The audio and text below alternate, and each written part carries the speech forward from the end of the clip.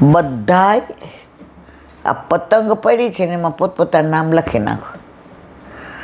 આ છેલ્લો દિવસ છે ને, ચલો આપણે રમત રમીએ. બધાએ લખી નાખ્યું. કોઈએ અંદર પોતાના નામની પાછળ કમળ લખ્યું ને કોઈએ મોર દોર્યો ને, કે આપણી પતંગ આપણને ખબર પડી જાય ને. પછી ગુરુદેવે કહ્યું બધા ઢગલો કરી દો, અને પછી આમ કરીને ઉડાડી. હવે બધાએ પોતપોતાની પતંગ ગોતી લ્યો. બધા એવા દોડ્યા. હવે ગુરુદેવે ટાઈમ આપ્યો હતો કે 5 મિનિટમાં પોતાની પતંગ, નહીંતર આ ખેલ ખતમ. બધાએ પોતાની પતંગ શોધા, કોઈ ના શોધી શકે. પછી એણે કીધું જાઓ, બાજુમાં મારી લખેલા નામ છે અને તમારી પતંગ શોધી લ્યો. એટલે બધા બાજુના રૂમમાં ગયા. તો જ્યાં ગરીબ વિદ્યાર્થી હતો, જેનું કોઈ નહોતું, અને ગુરુદેવને મનમાં એક આશા હતી કે મારા પછી મારે આને જ અહીંયા. એટલે જેવું તાળું ખોલતા હતા, ગુરુદેવે એને ચાવી આપી. એટલે એણે કીધું એ કે હું એક સુઝાવ આપો તમને, કોઈને વાત. હવે બધાને ખબર હતી હાવ નિષ્કંચન છે, આનું કોઈ નથી. આ શેઠ એના છોકરા ભેગું આને એટલે પણ ભણવામાં કોઈ ન આવડે તે, એટલે બધાને રિસ્પેક્ટ. એટલે કે આ કે જો આમાં બધાના નામની પતંગ અહીં આપણે 5 મિનિટમાં કોઈ શોધી શકીએ? એ કે ના. એ કે હવે જેવા ખોલું ને, એટલે મને કીધું છે ઉડાડજે. એટલે ગુરુદેવ કે ના, મેં ઉડાડીને બધે વેરાયેલી જ. તો લઈ કીધું બધા એક પતંગ લઈ લેવાની, અને જેની હોય ને એને આપી દેવાની. એટલે સૌને પોતપોતાની આવી જાય ને. એટલે ત્યારે ગુરુદેવે કહ્યું હતું કે 5 મિનિટ ત્યાં એ 5. આ લોકોએ ખોલ્યું, કોઈ દોડ્યું નહીં, કોઈની પતંગ ફાટી નહીં, કોઈએ લૂંટાલૂંટી ન કરી. જે પતંગ હાથમાં હતી એમાં લખ્યું હોય આકાશ. એ કે લે. બીજો કે આ નીરવ તારી. ત્રીજો કે એ વ્રત તારી. 3 મિનિટમાં તો બધા પાસે બધાની પતંગ આવી ગઈ. 3.5 મિનિટમાં બધા ગુરુ પાસે આવ્યા. ગુરુદેવ એ કે અહીંયા 5 મિનિટમાં એકની ના મળી, અહીંયા 3.5 મિનિટમાં તમને 50 જણને મળી ગઈ. સાચું કહેજો આ કોણે? એટલે બધાએ કીધું આ વ્રજ. વ્રજ તે શું કર્યું? મારું ગોતવા ન રહ્યો ને, તારું ગોતવા રહ્યો ને, તો બધા પ્રોબ્લેમ સોલ્વ થઈ ગયા. બધાય આગળ શું કરતા હતા? મારી ક્યાં? આમાં કોઈ કીધું જ નહીં મારી ક્યાં. બધાને ખબર હતી જેના હાથમાં આવશે, જો મારી આવશે તો મને દેવાના જ છે. તો ગુરુકુળમાં રહ્યા તો આ શીખા. પહેલાં આવું જ બધું હતું. ગામડામાં શેરડીના ઓલા થાય ને સિચોડાને, પછી ગોળ બને. સંપ એટલો કે પેલા કુંવારકાને લઈ જાય ને એના હાથે ચાંદલો કરાવે, નાન તેન. પછી ગામમાં બધાને કે આજે રવાભાન ખેતર આવવાનું છે. તો બધાને એમ કે પોતપોતાને મેળાઈ લઈ લ્યો, કોઈને દે નહીં. તો જે પેલું હોય ને એમ કે હું દેવા માંડું, તમે બધા એકબીજાને દેવા માંડો. પેલા સંપ હતો. અત્યારે હું મારું, તું અને તારું નહીં. એમાં અત્યારે પરિસ્થિતિ જુઓ તમે. ત્યારે ગુરુદેવે કહ્યું કે હવે મને વિશ્વાસ થઈ ગયો કે મારા પછી મારે આ ગાદીની ચિંતા કરવાની. હવે બધાય દિવાળી એટલે રાજી થઈને તેટલા શેઠના દીકરાએ કહ્યું કે ચાલ તું આપણે મારા ઘરે આપણે દિવાળી કરશું. ગુરુદેવ સાંભળતા હતા. એ કે તમે બધાય ઘરના હારે દિવાળી કરશો. બધાને મા બાપ છે, ભાઈ બહેન છે, બધું છે, ગામ છે. ગુરુદેવને કોઈ નથી, મારે કોઈ નથી. તો અમે આ ગાય ને બચ્ચરા ને અહીંયા મોર આવે છે ને પોપટ ને કોયલ ને અહીંથી જતા વટે માર્ગો ને એ બધાની આ દિવાળી કરીશું. જો તમે સાથે રહ્યો ને તો આવી ઉત્તમ ભાવના આવે. તો કહેવાનો આશય પતંગના પેલા પરથી એ કે મારું ન શોધો ને તારું શોધો ને તો તરી જાઓ, મારું શોધો તો મરી જાઓ. પહેલી વાર બધાએ મારી પતંગ ગોતી, મેળ પડ્યો ન પડ્યો. પછી તારી ગોતી તો મારીમાં મેળ પડી ગયો. જિંદગી આવી વિશાળ છે, વ્યાપક છે. આ બધા દાખલા સાંભળવા ગમે. જીવનમાં ઉતારવાનું હોય ત્યારે આમાં કાંઈ મને ને તમને ગમે નહીં.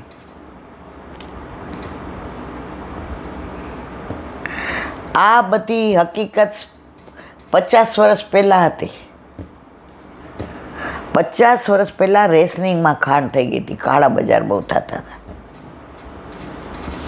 એટલે સવારે 4, 4:30 વાગે લાઈનમાં ઊભા રાખી દે. મને બરાબર યાદ છે. એક માજી હતા ને રંભાબા, એ બિચારા એકલા. હવે વૈષ્ણવ હતા એટલે અમને ખબર. હવે ઘરે પોતે તો ચા કે કાંઈ પીતા નહોતા, પણ ઠાકોરજીને દૂધ ને ઠાકોરજીનું બધું બતાવે તો એ 4, 4:30 ન આવે, એ 8 વાગે 8:30.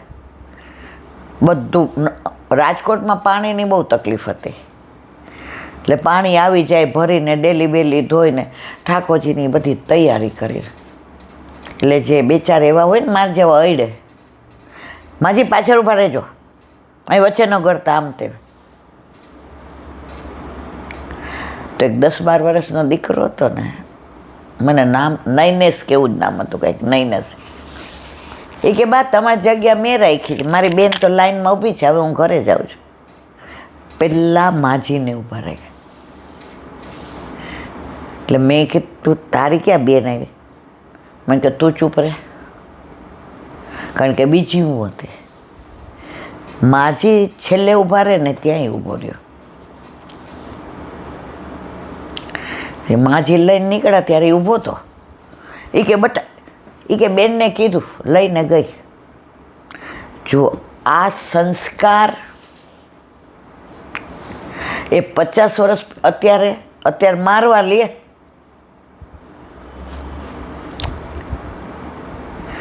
પહેલાં જે સંયુક્ત કુટુંબના ફાયદા હતા, અત્યારે તો મારા વાત એટલે કેવી હતી કે આપણે બધા અત્યારે એ જ મારું છે એટલે આ બધી ઉપાધિ છે. એક રાજાએ જાહેર કર્યું, એ કે દુષ્કાળ પડ્યો છે તો બધાએ આવીને અહીંયા બધાએ મોટી મોટી રોટલી બનાવી. પાલીને બેન જોઈ તો બે, એ કે જ્યાં સુધી વરસાદ ના આવે ને તોય બધાએ લાઈનમાં છોકરા ઊભા રહીને એક એક રોટલી લઈ જવાની. એટલે રોટલી કેટલી? આટલી, અડધો સેર લોટની. એટલે બધાય આવે ને તો રોટલી નાના મોટી હોય, એક હરખી ન હોય. એટલે બધાય આમ લેવા જાય ને અમને મોટી આપો, અમને. હવે એક છોકરીને પગ નહોતો, એક તો ઘોડી લઈને આવે. એટલે બધા એ પાછળ જા, પાછળ જા. એટલે એ આવીને એક જ વાંક્ય બોલે, દાદાબા હું પાછળ ઊભી છું. કારણ કે લાઈનમાં ધક્કામાં ક્યાંક હું પડી જાઉં ને તો મારા પગે છેલ્લે ઊભી રહે ઘોડીના ટેકે. બધાએ મોટી મોટી વીણી લીધી હોય, એના ભાગે ઓડીક નાની રોટલી આવે. કારણ કે શરૂઆતમાં એક બે કરે ને એ નાની હોય, પછી બરાબર વણાય એટલે ચૂલામાં બરાબર ચડવાય.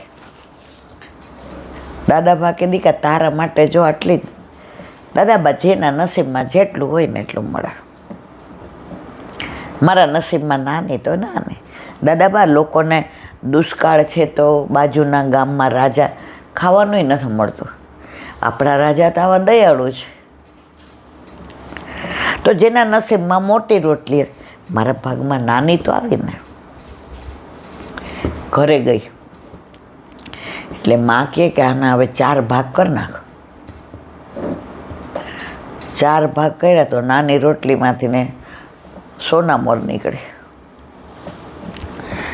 એટલે માં કે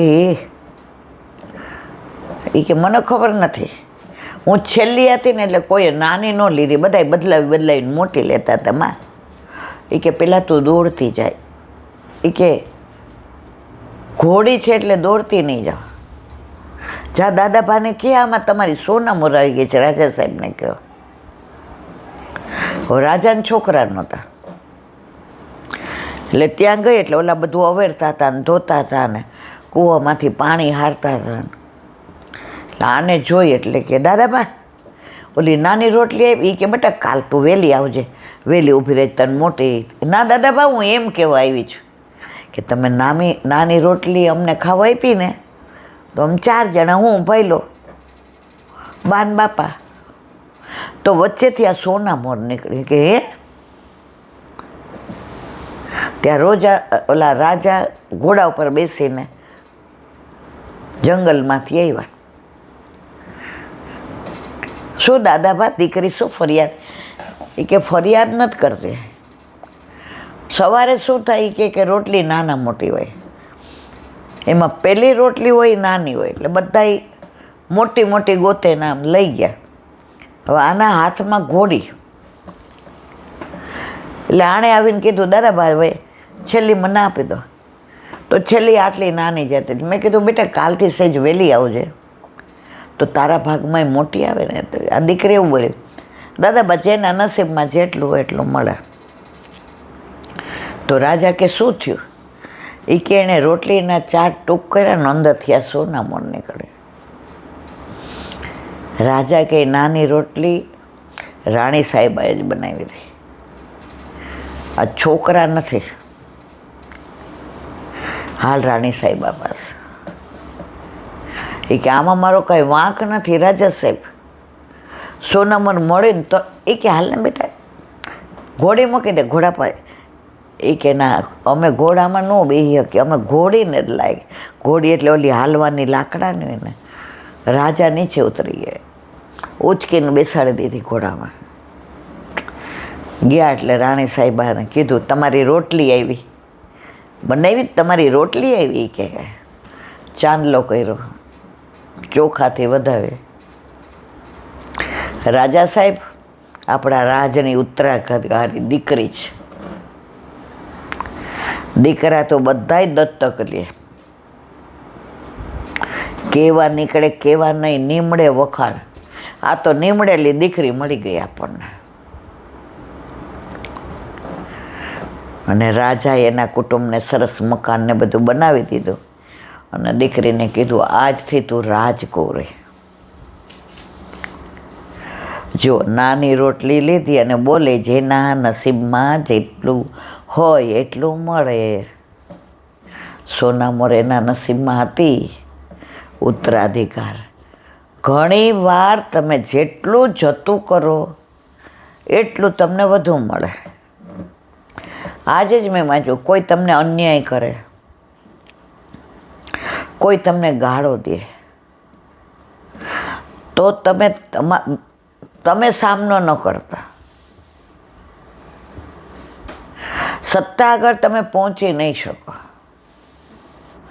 ઉપરવાળાને એનો ન્યાય કરવા દો.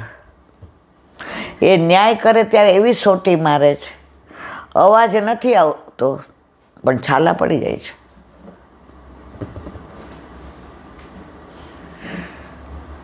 મારે કહેવાનો આશય જ છે, પ્રભુની લીલા બધી અદ્ભુત છે. એણે એટલું જ કીધું, દાદાબા જેના નસીબમાં હોય એવું મળે, મને નાની આપી દે. એણે વિચાર કર્યો, હાવ ભૂખા રહીએ એના કરતાં 4 બટકા થાય તો ભાઈ લોય ભૂખોનું હું ને. એણે બધાનો વિચાર કર્યો, વચ્ચે ન ગઈ મને આવી તકલીફ છે ના, રોદડા ન રોયા.